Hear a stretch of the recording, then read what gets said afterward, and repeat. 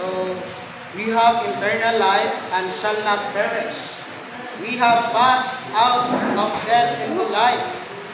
And we are saved, brothers and sisters.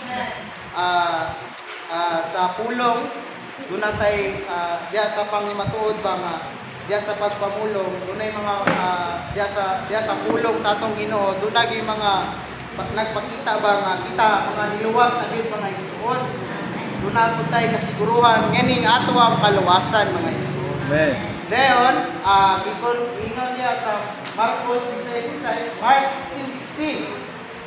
He who believes and is baptized shall be saved.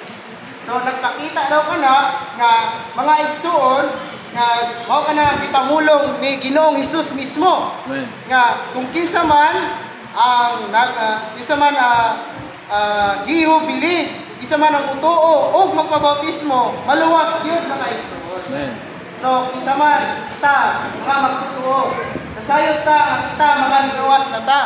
Sayot ta nga kita mga magtutuo na. Sayot ta kita nga nabautismuhan na ta mga igsoon. Makita ka na nga kana nga pagpamulong sa pulong sa ato ang Ginoo sa Marcos 16:16 nga panghimatuod nga kita linuwas mga igsoon.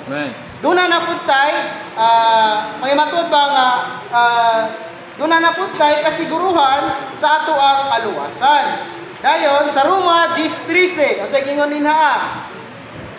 Isa man ang mutawag sa ngalan sa Ginoo, maluwas yun. So pakita ka na pod nga kita mga magtutuo. Kita mga nasa pahuli, mutawag man ta sa ngalan sa Ginoo. Pakita ka na nga kita doon na kasiguruhan o napakita ka na nga kita mga linuwas na mga igsoon. So dayon